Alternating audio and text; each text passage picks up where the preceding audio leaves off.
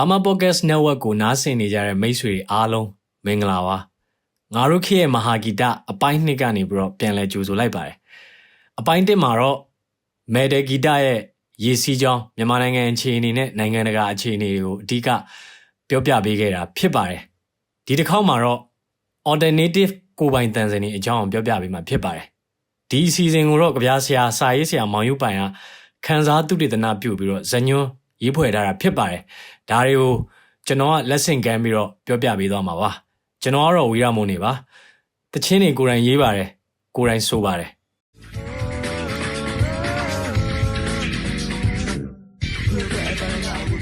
90ခုနှစ်တည်းရဲ့နှောင်းပိုင်းတွေကိုရောက်လာပါပြီကျွန်တော်10တန်းတော့နားထောင်မှုပြီးတော့ဘာမှမသိလိုက်တဲ့ Nirvana ကိုမေ့ပြောက်သွားတဲ့အချိန်မှာဒိုးလုံးရဲ့အယိုးထီအောင်ယူ1998ခုနှစ်ပေါ့နော်အဲ့တော့ကျွန်တော်နားထောင်ရတယ်ကာဘာမှာရေးထားတယ် alternative ကိုပိုင်တန်စင်အဲ့ဒီတော့မှကျွန်တော်အလင်္ကာကိုပြန်လှန်ရတော့တာပဲဒီအလင်္ကာဂီတဂျာနယ်ကကျွန်တော်တို့ခေတ်ရဲ့ဂီတဝီကီပီဒီးယားပါပဲ96ခုနှစ်လောက်ထဲကဒီ Oasis တို့ Green Day တို့ Blur တို့ EMF Alice in Chains ဒီစတဲ့ band တွေအကြောင်းပါရှိပြီးသားဖြစ်တယ်90ခုနှစ်နှောင်းပိုင်းတွေမှာတော့ဒိုးလုံး1998ခုနှစ် Query 1998ခုနှစ် The Ants 1998ခုနှစ်ဒါရဲ့ရှေ့ဆက်နောက်ဆက်ထွက်လာကြရတယ်ပေါ့နော်ဆိုတော့ကျွန်တော်တို့စီကဂီတပရိသတ်တွေကအဲ့ဒီဂီတသမားတွေရဲ့တခြင်းတွေကို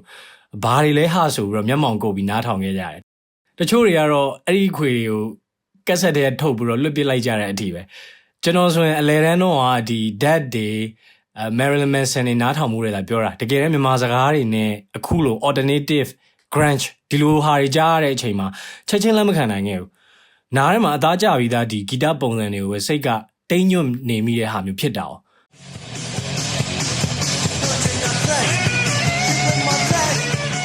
ဆိုတော့ဒီခံစားချက်မျိုးကိုဒိုးလုံးတို့မတိုင်ခင်ကတခါဖြစ်ဖူးပါတယ်1996ခုနှစ်စက်ထကဘာ96ဒီ series ခွေတွေကRingo ရဲ့ပစ္စုပန်နားထောင်ရတော့ပေါ့တချင်းစာသားထဲမှာရင်ခုန်တဲ့ thrash ပဲလို့ပါပေမဲ့အခုပြန်နားထောင်ကြည့်တဲ့အခါမှာတော့ဒီတချင်းက thrash metal ထက်ဒီ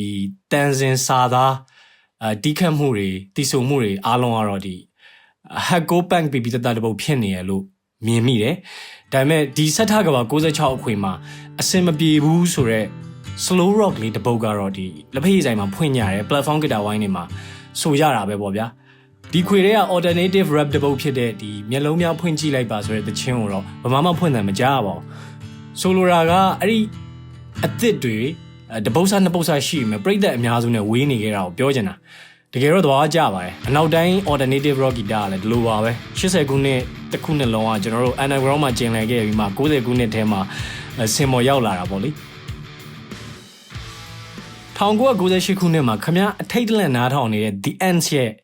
ရောင်စုံ chocolate series ရဲ့တခြင်းတွေကတကယ်တော့ခမရင်းနှီးကျွမ်းဝင်ပြီးသား heavy metal တွေ hard rock တွေနဲ့တခြားမျိုးစိတ်ကနေအစင်းစင်ခွဲထွက်လာတဲ့ဂိုင်းခွဲတွေပဲပေါ့ဗျာဒါပေမဲ့ဘာဖြစ်လို့ Query တို့ The Ants တို့ဒိုးလုံးတို့ကျွန်တော်နားထဲမှာစိမ့်နေခဲ့ကြရလဲအဲ့တော့ဆက်ပြောဖို့ဒီ90ခုနှစ်တည်းရဲ့ရောက်လာတဲ့အနောက်တိုင်း rock guitar ရေးစီးကိုတော့အရင်တစ်ချက်ကျွန်တော်တို့ show ကြည့်လိုက်ဖို့လိုလိမ့်မယ် rock နဲ့ metal ဂီတသစ်ရေးစီးက90ခုနှစ်ရဲ့နှောင်းပိုင်းတွေမှာတော့ပို့ပြီးတော့စုံလင်များပြားလာတယ်ဂီတရေးစီးရဲ့အကိုင်းခက်တွေကအရွက်တွေအပွင့်တွေနဲ့မယံမနာဆက်ထွက်နေတော့မယ်အဲ့ကာလတွေမှာအရင်တော့တီးကြစီရှိခဲ့တဲ့ဂီတအမျိုးအစားတွေကို80ခုနှစ်80ခုနှစ်ဟလာဒါဒီခုနှစ်တွေမှာပေါင်းဆက်ပြီးတော့ပေါ်လာတဲ့အမျိုးအစားတွေကိုထပ်ပြီးတော့ပေါင်းဆက်ထားတဲ့ဂီတတွေလို့တော့ပြောလို့ရတယ်အဘေးဖြစ်သူကပေါ်တူဂီကုန်းတွေဖြစ်ပြီးတော့အဘွားဖြစ်သူကအင်းလေးသူဖြစ်တယ်ဆိုတာမယုံနိုင်ဖြစ်နေတဲ့ဒီမြန်မာပြည်တောင်ဘက်စွန်းကျွန်းကျွန်းပေါ်ကရင်လူမျိုးမြစ်ဖြစ်သူရဲ့ဆင်းသက်မှုလို့ပေါ့ဗျာမင်းအဘေးကလည်းငါအဘေးဖြစ်နေရဆိုတာမျိုးပေါ့90ခုနှစ်ကနေပြီးတော့စီးစင်းခဲ့တဲ့ rock နဲ့ metal ရေးစီးရဒီ90အလယ်မှာထွက်ပေါ်လာခဲ့တဲ့ punk เนาะနောက်ပြီးတော့90နှောင်းပိုင်း post punk တွေ80အစောပိုင်း new wave တွေနဲ့နောက်ဒီ80ခုနှစ်အလယ်ပိုင်းတွေမှာပေါင်းဆက်မိပြီးတော့90ခုနှစ်တွေမှာတော့ alternative နဲ့ grunge တွေအနေနဲ့တလန်နောက်ပြီး electronic guitar နဲ့ပေါင်းမိပြီးတော့ industrial rock တွေ hard alternative တွေအနေနဲ့တလန်เนาะအရှိန်အမြင့်ဆုံးကိုရောက်လာခဲ့တယ်တကယ်တော့90ခုနှစ်တည်းတွေရောက်လာချိန်မှာ rock နဲ့ metal ခွဲပြောဖို့တော့ခက်လာတယ်သူတို့နှစ်ယောက်ကနေတားတွေသမီးတွေအများကြီးရခဲ့တဲ့သဘောမျိုးပေါ့ဗျာ rock နဲ့ metal ဆိုတာကဒီ90ခုနှစ်ထဲကြီးပြင်းလာတဲ့ alternative rock alternative တွေနောက်ပြီးတော့ဒီ metal တွေရဲ့အဖိုးပွားနာမည်တွေဖြစ်ကုန်တာပေါ့ metal ရဲ့သွေးပိုပါတဲ့မြင်းမြစ်တွေအဖြစ်နဲ့ကတော့ metal ကိုတွေကျန်ခဲ့တယ်ဆိုတာ80နဲ့90အစောပိုင်းလောက်အထိကျန်ခဲ့တဲ့ death metal က grind core ကနေပြီးတော့ porno grind အထိတော့အဆုံးစွန်အထိရောက်ခဲ့တယ်90ခုနှစ်တွေထဲမှာတော့မိမ့်သွားခဲ့တယ်ပေါ့နော်ဆိုတော့အစ်စ်တိုင်းလည်းမမြဲဘူးဆိုတဲ့သဘောပေါ့ဗျာ metal ရဲ့သွေးသားအရင်ဖြစ်ဆက်ပြီးရှင်သန်လာတဲ့ဒီ metal core က metal နဲ့ punk တွေရဲ့အကောင်းဆုံးသောဒီမျိုးစိတ်တွေနဲ့ပေါင်းစပ်ထားတဲ့မျိုးစိတ်တစ်ခုလို့ပြောလို့ရတယ်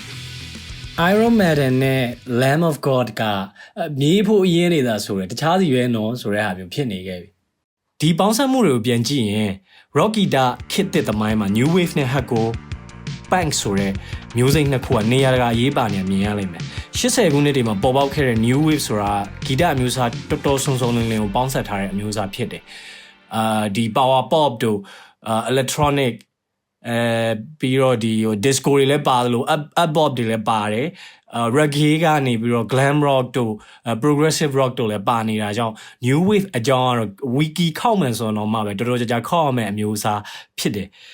တကယ်တော့အားလုံးက internet ပေါ်ရှာလို့ရတာကြီးပါပဲကျွန်တော်ကဒီစာတစ်ပုဒ်နဲ့ဒါ rock guitar ရဲ့ကောက်ကြောင်ပြန်ဆွဲကြည့်နေတာပေါ့လေကျွန်တော်ရဲ့တသက်တာဒီတချင်းနားဆင်ခံစားမှုအတွေ့အကြုံအနှဲငယ်နဲ့အတူပေါ့ပြီးတော့မှကျွန်တော်တို့စီကိုဘာမျိုးစားတွေဘယ်အချိန်မှာဘယ်လောက်ရောက်ခဲ့လဲကြည့်ကြတာပေါ့ဗျာအခုကျွန်တော်ပြောနေတာက rock နဲ့ metal 90ခုနှစ်တွေထဲမှာစီးစင်းနေတဲ့ပုံဖြစ်တယ်အကျဉ်းများအဖြစ်ပေါ့နော်အကျယ်ကတော့ကျန်းစာအုပ်တုံးစာမကရှိလိမ့်မယ် rock တင် metal ရဲ့ universe နဲ့အပြိုင်တစ်ဖက်မှာလည်းဒီ90ခုနှစ်ရဲ့အအောင်မြင်ဆုံးလို့ပြောလို့ရတဲ့ဂီတမျိုးစားတစ်ခု hip hop ပေါ့နော် hip hop ကအချိန်ကောင်းကောင်းနဲ့စီးစင်းနေခဲ့ပြီ80ခုနှစ်ကဒီ disco တွေ funk တွေ R&B တွေရဲ့ပင်စီအကိုင်းတွေကနေပြီးတော့80ခုနှစ်ထဲမှာsynth pop တွေ techno တွေ hip house เนาะနောက်ပြီးတော့old school hip hop တွေထပ်ပြီးထွက်လာတယ်အဲ့ဒီအကိုင်းခက်တွေကနေမှ90ခုနှစ်တည်းရဲ့ဒီ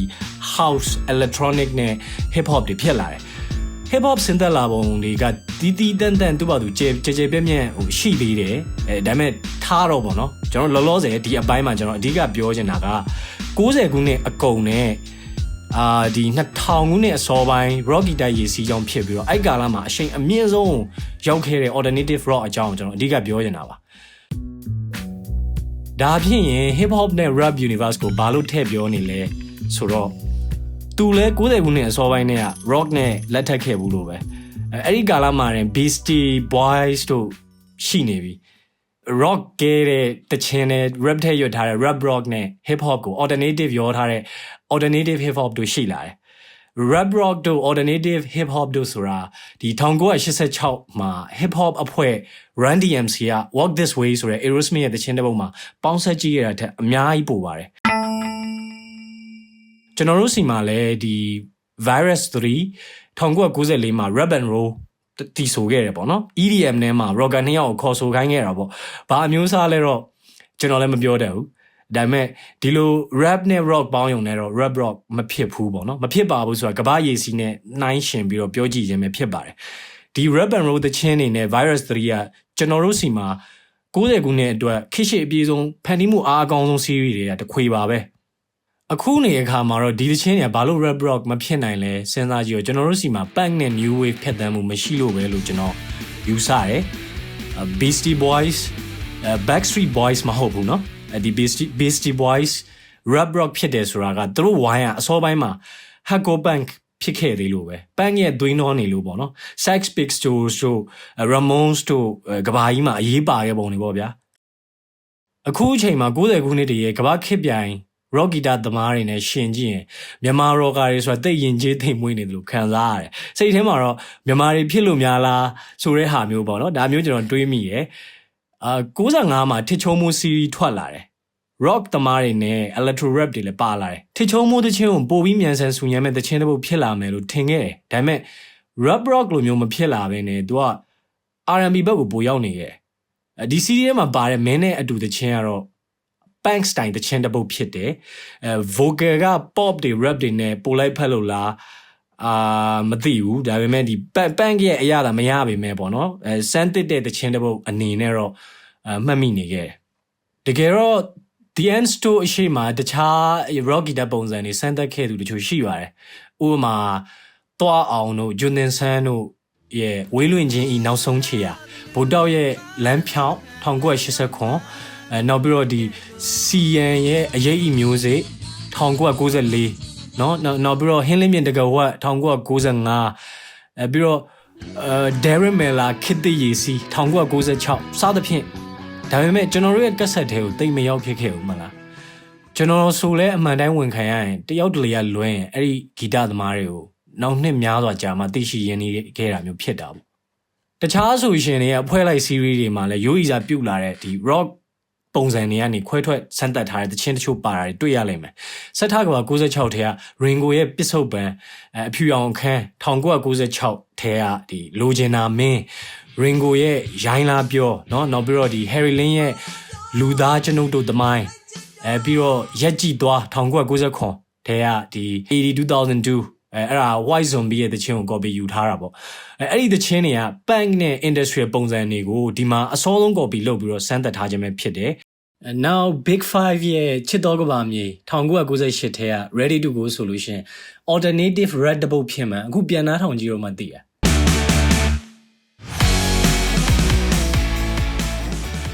ဒါပေမဲ့တခြားတစ်ခုဒီဂီတခံစားမှုတွေမှာ short ရိုက်လိုက်တယ်လို့ခံစားရစေတာကတော့Query တို့ The Ends တို့နားထောင်ရချိန်မှာဖြစ်တာပါ wave တစ်ခုရဲ့အစရိုက်ခတ်ခံရမှုပေါ့နော်ကျွန်တော်အထင်တို့တချင်းတွေနားထောင်ရတာယဉ်ကျေးမှုတရဲ့ရုပ်တရက်ခုံပြန်ကြော်လွှားလိုက်တယ်လို့ခံစားလို့ပဲနေမှာပေါ့လေဘိုလိုအတန်ထွက်တွေစီကတော့လာခြင်းလာနိုင်တော့သိထားပြီးသားဒါပေမဲ့ရောင်စုံချောကလက်ထဲမှာ Harry Lin နဲ့တခြားအဆိုတော်တွေ grunge တွေဆိုနေတာဘလို့နားထောင်မှမသိဘူးဖြစ်နေခဲ့တာအနောက်တိုင်း rock guitar ရေးစီးနဲ့ gap အကြီးရှိနေတဲ့မြန်မာပရိသတ်တွေအတွက်သူတို့သချင်းတွေကူးဆက်ခံစားဖို့ခက်နေပေမဲ့တစ်ဖက်ကပြန်စဉ်းစားကြည့်လို့ရှင်အဲ့ဒီ punk တို့ new wave တို့เนาะဒီစတဲ့ဂွင်းဆက်တွေမရှိခဲ့တဲ့နိုင်ငံမှာတော့သူတို့ကအဲ့ဒီ alternative သို့မဟုတ်ဒီ rock guitar တစ်ခုပုံပေါ်အောင်ဖန်တီးနိုင်ခဲ့တာအံ့ဩလေးစားဖို့တော်တော်ကောင်းပါတယ်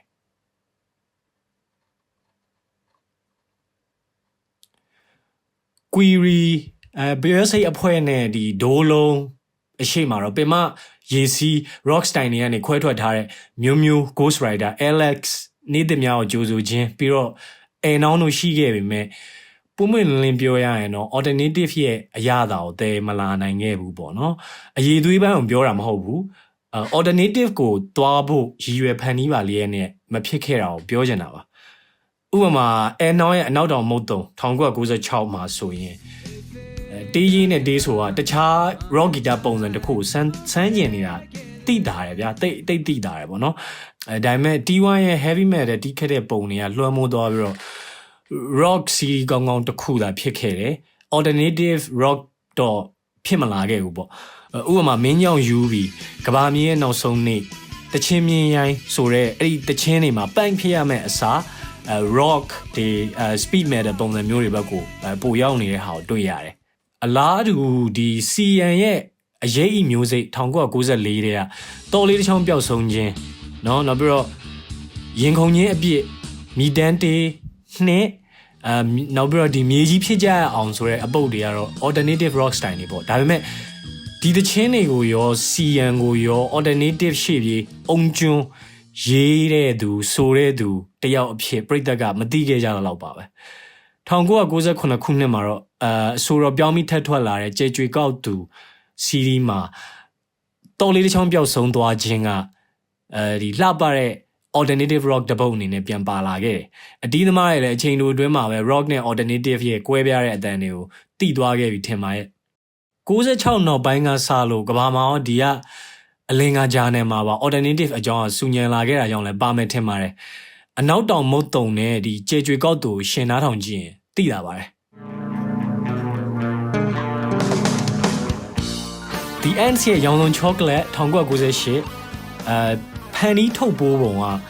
စမ်းသစ်ပြီးတော့ဆွဲဆောင်မှုရှိသလို alternative guitar အပေါ်ပါနှက်မှုရှိရဲ့ series တစ်ခုလည်းဖြစ်တယ်ပေါ့နော် alternative ဆိုတာ punk ရဲ့ subgenre music တွေထက်အများကြီးပိုသေးတယ်တခြားပုံစံတွေလည်းအများကြီးရှိသေးတယ် acoustic တက်နဲ့လည်း alternative ဖြစ်စေတယ် EDM တွေ rap တွေနဲ့လည်းပေါင်းဆက်လို့ရတယ်ဆိုတော့ alternative အပေါ်မှာကျေပြန့်စွာနားလည်မှုမျိုး ရောင်စုံ chocolate မှာရှိပြီးသားဖြစ်နေတာတွေ့ရတယ်တကယ်တော့ alternative ဖြစ်ပေါ်ဖို့ rock အပါဝင် punk တွေpost punk တွေဟဲ့လားနောက်ပြီးတော့ new wave တွေဒီဖြတ်သန်းမှုတွေကမပါမဖြစ်လိုအပ်တယ်ဆိုပေမဲ့ဒါတွေမရှိခဲ့တဲ့ဒီနိုင်ငံမှာ the ants တွေကရောင်စုံ chocolate ကို alternative series တစ်ခုအနေနဲ့အထာကြောင့်ထုတ်ပိုးနိုင်ခဲ့တယ်ရောင်စုံ chocolate ဒီ1998ထွက်ပေါ်လာချိန်မှာကဘာမှာ alternative guitar တော့စင်မော်ရောက်နေတဲ့အချိန်ဖြစ်တယ်စင်မော်ရောက်နေတဲ့ order band တွေရဲ့ဒီ alternative ကောင်းတဲ့အောက်ကပေါ့နော်အမျိုးအစားတွေကိုကြည့်ရင် gothic rock တွေjungle pop တွေ noise pop တွေ indie rock တွေ indie pop တွေ C86 တွေManchester နောက်ပြီးတော့ဒီ industrial rock နဲ့ shoegazing တွေဖြစ်တယ်ဒါပေမဲ့ the ants အပေါ်လွှမ်းမိုးတဲ့ band တွေနဲ့တခြင်းမျိုးစားတွေကတော့90ခုနှစ်အစောပိုင်းတွေမှာကြော်ကြားခဲ့တဲ့ order တခြင်းတွေဖြစ်တယ်9နှစ်လောက်တော့နောက်ကျသေးရပါဗောလေ the ants တွေအပေါ်လွှမ်းမိုးမှုအရှိဆုံးကတော့ Nirvana ပြီးတော့ Oasis Weezer The Offspring Blur The Verb Pearl Jam စတဲ့ဒီ band တွေဖြစ်လိမ့်မယ်လို့ကျွန်တော်ယူဆတယ် genres တွေအပြင်ကတော့ grunge တို့ power pop တို့ brit pop တို့ ska punk နဲ့ gothic rock ဟန်မျိုးတွေအများဆုံးတွေ့ရတယ်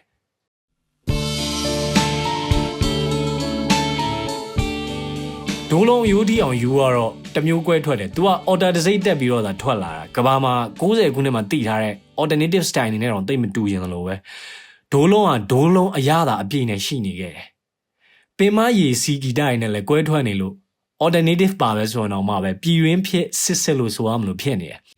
။မရာခိုင်ရဲ့ drum ရိုက်ချက်တွေကလည်းဒီအယိုးထီအောင်ယူကိုတခြားဂီတပုံစံတစ်မျိုးဖြစ်သွားတဲ့အထိပတ်မုန်းနေတယ်လေ။သူတို့ပေါင်းစပ်မှုက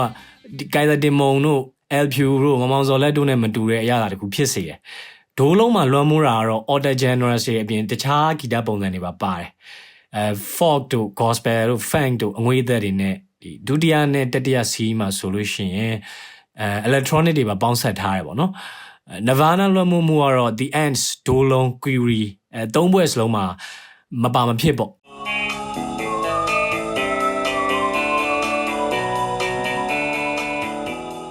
Query အတ္တငါဒီ1998အစောပိုင်းကြိုက်တာတင်မုံပေါ့လေဒီအပေါ်ကိုလွှမ်းမိုးမှုရှိတာကတော့ဒီ Nirvana The Smashing Pumpkins Ugly Kid Joe ပြီးတော့ Dinosaur Jr. တို့ဖြစ်လိမ့်မယ် genre ဆရာအဖြစ်ကတော့ punk တို့ pop punk တို့ noise rock နဲ့ grunge တို့ဖြစ်တယ်ဒါကသူတို့ရဲ့ပထမဆုံး album တွေကိုကြည့်ပြီးကျွန်တော်တယောက်တည်းအမြင်နဲ့သတ်မှတ်ကြည့်ခြင်းပဲဖြစ်တယ်ပေါ့နော်တကယ်တော့အတိအကျပြောဖို့ခဲရင်ပါတယ်သူတို့သုံးဘွဲ့စလုံးကဂီတအပေါ်မှာတော်တော်လေးကြည်ကြဲပြည့်ပြည့်နားလည်ထားသူတွေမလားဆိုတော့သူတို့အပေါ်မှာစိုင်းခန်းလေးရဲ့လွှမ်းမိုးမှုတွေလည်းရှိခြင်းရှိနေမှာပေါ့ဗျာ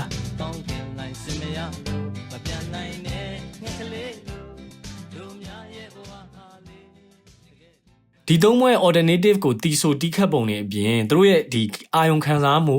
စာသားအကြောင်းအရာတွေကလည်းစိတ်ဝင်စားဖို့ကောင်းတယ်အနောက်တန်းက90ခုနှစ်alternative စာသားအကြောင်းအရာတွေဖြစ်တဲ့ social issue တွေ suicide tendency တွေနောက်ပြီးတော့ drug သုံးစွဲမှုတွေနဲ့ခံစားမှုတွေ depression အငွေ့အသက်တွေပတ်ဝန်းကျင်ပြဿနာတွေအဲ့ဒီအကြောင်းအရာတွေကိုဓာတ်ရိုက်ကြီး